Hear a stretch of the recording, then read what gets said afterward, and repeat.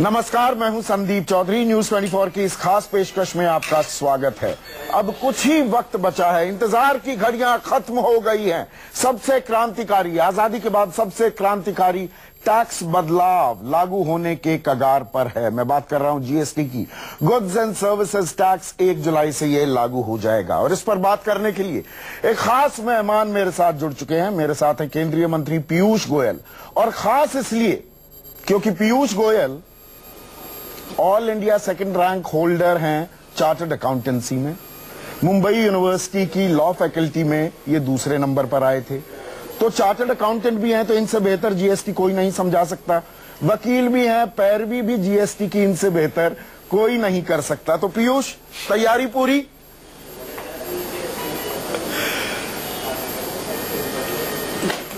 आपकी खिदमत में। देश तैयार है, सिस्टम्स आर इन प्लेस, कोई दिक्कत नहीं आएगी। देखिए, जब कोई बहुत बड़ा बदलाव इस प्रकार का आता है तो स्वाभाविक है कि 125 करोड़ के विशाल देश में, जहां करोड़ों व्यापारी, उद्यमी, उद्योगपति सब काम कर रहे हैं, 17 टैक्सेस, 33 सेस को जोड़ के एक व्यवस्था गुड्स एंड सर्विसेज टैक्स में लाया जा रहा है। इन सभी टैक्स और सेस को कलेक्ट करने की अलग अलग मशीनरी को एक साथ एक माला में पिरोया जा रहा है। जो भी निर्णय लेने हैं उसके लिए एक व्यवस्था है, goods and services council, GST council. इन सब परिस्थितियों में जितनी अच्छी तैयारी इस बार की गई है, ये वास्तव में सराहनीय है। लेकिन विशाल देश में विशाल नए नए विषय आते रहेंगे। उसको जैसे जैसे जीएसटी रोल आउट होगा, लोग समझेंगे, सीखेंगे, करेक्ट एंट्रीज होनी शुरू हो जाएंगी। और मुझे लगता है ये थोड़ा एक पीरियड रहेगा जिसमें सुधार कंटिन्यूअसली होता रहेगा। इसका मैं डिटेलिंग में आगे जाऊंगा, एक एक चीज मैं आपसे समझना चाहूंगा ताकि दर्शकों को, मेरे दर्शकों को, जिनमें बहुत बड़ी तादाद में कारोबारी भी हैं, उनको बात समझ में आए। लेकिन इतना बड़ा क्रांतिकारी बदलाव किया जाए, सबसे पहले राजनीतिक आम सहमति जरूरी होती है, जो बनती भी दिखी जीएसटी काउंसिल में, वो होता भी दिखा। लेकिन रात को 12 बजे विशेष सत्र होगा संसद का, और हमें संकेत मिल रहे हैं सोनिया गांधी नदारद होंगी, कांग्रेस, ममता दीदी की पार्टी तृणमूल कांग्रेस बॉयकॉट करने वाली है। देखिए, कुल मिला के देश के अधिकांश पार्टियां, अधिकांश प्रमुख दल इसमें शामिल होंगे। ये विशेष सत्र नहीं है, एक कार्यक्रम है वहां पे सेंट्रल हॉल में। वैसे आज तक कभी राष्ट्रपति जी, माननीय राष्ट्रपति जी का कोई कार्यक्रम किसी भी बड़ी राजनीतिक दल, जिम्मेदार राजनीतिक दल ने आज तक कभी बॉयकॉट किया नहीं है। बहुत दुर्भाग्य की बात है कि जो कांग्रेस ने जीएसटी इंट्रोड्यूस किया, जिस कांग्रेस ने साथ में मिलके देश भर में आम सहमति बनाई, कॉन्स्टिट्यूशनल अमेंडमेंट बिल सर्वसम्मति से पास किया, उनकी खुद की राज्य सरकारों के प्रतिनिधि जीएसटी काउंसिल में है, सभी निर्णयों में सहमति उनकी रही है, वहां की असेंबलीज ने पास किया। 1 जुलाई डेट उनके सहमति से हुआ है।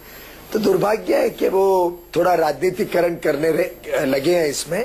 अभी भी मुझे लगता है कि कुछ बिगड़ा नहीं है, सबने सम्मिलित होना चाहिए, इस कार्यक्रम की गरिमा बढ़ानी चाहिए, और देश में आर्थिक क्रांति जो आ रही है और आर्थिक बदलाव इतना बड़ा, ये हम सबकी सामूहिक धरोहर है, हम सबने मिलके इसको पिरोया है। तो इसको सफल बनाना, ये बात तो मानेंगे, सबकी सामूहिक जीएसटी को सफल होने में राज्यों के साथ समन्वय बहुत जरूरी है। और ऐसे में कांग्रेस शासित राज्य भी हैं, केरल में, त्रिपुरा में लेफ्ट की सरकारें हैं, वेस्ट बंगाल में, पश्चिम बंगाल में ममता बनर्जी मुख्यमंत्री हैं। तो ये तो पहले से ही, ये जो कहते हैं ना गांव देहात की कहावतें आप जानते हैं कि गांव बस्यानी मंगते आंडगे, अभी तो बात शुरुआत नहीं हुई, उससे पहले रोड़े आने लगे।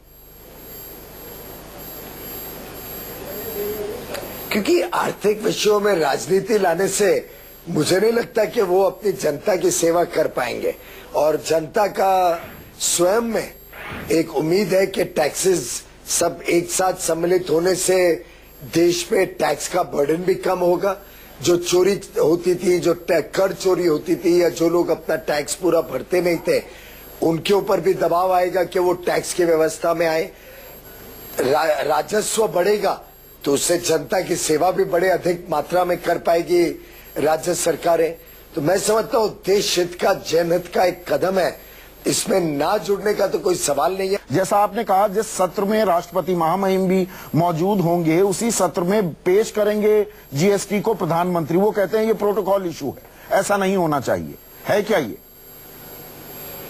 सारा वाहवाही लूट रहे हैं, इलेक्शन कैंपेन शुरू कर रहे हैं दरअसल प्रधानमंत्री नरेंद्र मोदी जीएसटी के जरिए। नहीं, दो चीजें। अगर उनको लगता है कि ये इलेक्शन कैंपेन है और इसका राजनीतिक लाभ है तो उनको हम पूरा लाभ में उनको सम्मिलित कर रहे हैं। तो लाभ में क्यों नहीं जुड़ रहे हैं? अगर राजनीतिक लाभ है, हम क्या कह रहे हैं कि हमने अकेले ने किया है। हम तो सम्माननीय मनमोहन सिंह जी को, देवे गौड़ा जी, दोनों पूर्व प्रधानमंत्री को साथ में जोड़ के स्टेज पे वो साथ में रहेंगे और ये सबकी उपलब्धि है। सम्माननीय राष्ट्रपति जी का पूरा सम्मान, गौरव और गरिमा रखते हुए उस पद की ये कार्यक्रम किया जा रहा है, उनकी सहमति से किया जा रहा है। उन्होंने ही जीएसटी को सबसे पहले देश के समक्ष रखा था। कल्पना पहले वाजपेयी जी सरकार के समय जरूर हुई थी, बातचीत हुई थी, लेकिन देश के समक्ष तो माननीय राष्ट्रपति जी ने ही वित्त मंत्री के नाते रखा था।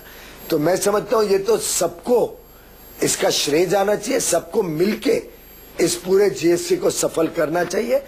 दुर्भाग्य है कि राजनीति कई बार आर्थिक विकास में भी बीच में लाई जा रही है। तो राजनीति तो आप भी ला रहे हैं ना पीयूष बाबू, ये बात तो मानिए। आपकी पार्टी, आपके लोग, आपके प्रवक्ता जवाहरलाल नेहरू को लाख कोसते रहते हैं, लेकिन जो होने वाला है, मुझे याद आता है, हम तो पैदा नहीं हुए पर इतिहास जब पढ़ते हैं तो ट्विस्ट विद डेस्टिनी पार्ट 2 का आगाज होता दिखता है मुझे।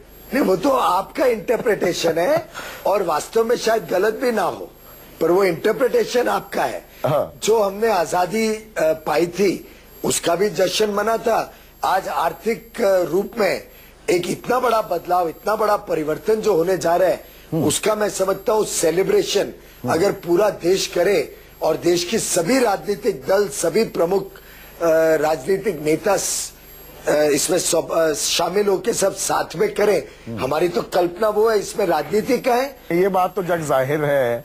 जब जीएसटी पर सबसे पहला एतराज उस वक्त गुजरात सूबे के मुख्यमंत्री हुआ करते थे प्रधानमंत्री मोदी, सबसे पुरजोर विरोध गुजरात सरकार ने किया था, उनकी सरकार ने किया था। आज वो प्रधानमंत्री हैं, वो पुरजोर वकालत कर रहे हैं। द टेबल्स हैव टर्न्ड, ये बात तो मानेंगे आप? मैं एक चौधरी जी, आप जरा याद करिए कि जो ऑपोजिशन था वो जायज क्यों था, एक एक मुद्दे को याद करिए। आखिर उस समय एक सबसे बड़ा विषय था कि विश्वसनीयता नहीं थी केंद्र सरकार की।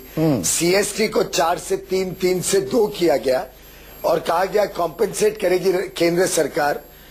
जब कॉम्पेंसेशन का समय आया तो पैसे दिए नहीं उसको, लेकिन मोदी जी की सरकार ने पहले ही बजट में जुलाई 2014 में पैसे आवंटन करके उस पूरे कॉम्पेंसेशन को पूरा किया। विश्वास जीता राज्यों का। जो राज्य सरकारों की कंसर्न्स थी उनको ऑन बोर्ड लेके सर्वसम्मति बनाई, सहमति बनाई। जीएसटी इंटरनेट कनेक्टिविटी की नींव पर, बुनियाद इंटरनेट कनेक्टिविटी है और अलग अलग आंकड़े हैं। अब आंकड़े आप मुझसे बेहतर जानते हैं, लेकिन अगर मैं कहूं लगभग 30-35% से लेकर कुछ आंकड़े कहते हैं 40% तक देश में इंटरनेट कनेक्टिविटी नहीं है। तो जीएसटी सफल कैसे हो पाएगा? आपका इसके मामले में जो कहना है वो टोटली गलत है। पहली बात तो इस देश में आज लगभग across the country 2G connectivity पहुंच चुकी है, 3G भी बहुत तेज गति से बढ़ रही है।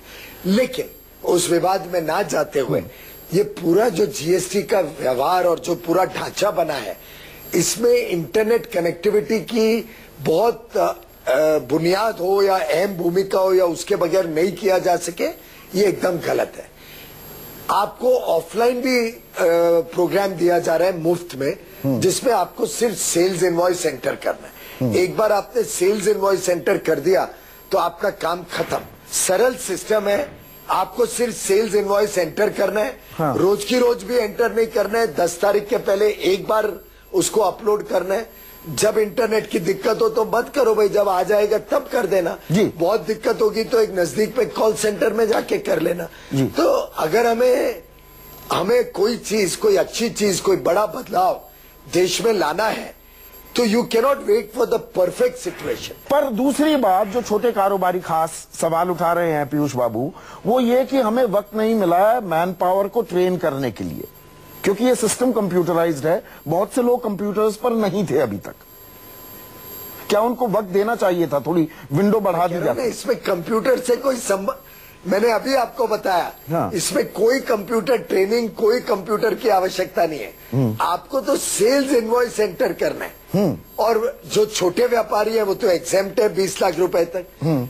तो जो छोटे लोग हैं 20 लाख तक, उनको एलिकेस कुछ करना नहीं है। 20 और 75 लाख के बीच कॉम्पोजिशन स्कीम है, उनको तो 3 महीने में एक बार अपने सेल्स रजिस्टर को एंटर करना है। बाकी परचेज रजिस्टर ऑटो पॉपुलेट होती है, रिटर्न ऑटोमेटिकली बनता है, टैक्स कितना भरना है। 20 से 75 लाख तो मैन्युफैक्चरर को 2% और ट्रेडर को 1% कॉम्पोजिट स्कीम में राउंड अप करके सिर्फ पे करना है। तो सेल्स का टोटल करो, अगर एक क्वार्टर में 12 लाख की सेल हुई तो मैन्युफैक्चरर को 24,000, व्यापारी ट्रेडर को 12,000 का एक चेक बनाना है या आरटीजीएस करना है, उसका काम खत्म। तो इतना सरल सिस्टम जिसमें कंप्यूटर के ऊपर भी डिपेंडेंस नहीं है जी। मैं समझता हूं जिसने भी ये जीएसटीएन बनाया है, मैं दाद दूंगा, बधाई दूंगा और वास्तव में सलाम करूंगा कि इतना बढ़िया सिस्टम बनाया है जो पारदर्शिता आएगी सिस्टम में। पर पारदर्शिता का दूसरा पहलू पीयूष बाबू क्या ये है, आपने 20 लाख का जिक्र किया कि 20 लाख तक का टर्नओवर है, आपको कुछ रिटर्न फाइल करने की जरूरत नहीं। तो सब फर्ज कीजिए मेरा 40 लाख या 50 लाख का टर्नओवर है, मैं 2 कंपनियां या 3 कंपनियां क्यों नहीं बना लूंगा? ढाक के वही 3 पात तो नहीं हो जाएंगे? आगे चल के ये चीजें भी सामने आएंगी, इसका भी मेरे ख्याल से जानकारियां आने लग जाएंगी।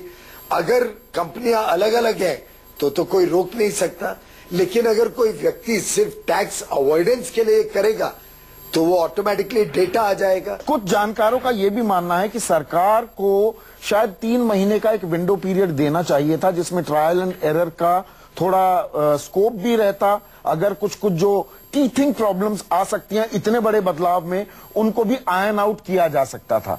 लेकिन सरकार थोड़ी जल्दबाजी में थी, जीएसटी को पूरा सेटल करने में लगभग 2 साल का वक्त लगता है, तो 1 जुलाई से ही लागू करना था, आप इसे डिले नहीं कर सकते थे। संदीप जी, पहली बात तो ये बहुत पहले निर्णय हो चुका था और इसकी चर्चा, इसकी इंफॉर्मेशन बहुत पहले से, वर्कशॉप्स, अब जनवरी से अभी तक लगभग 5,000 वर्कशॉप्स तो सिर्फ डिपार्टमेंट ने करी है।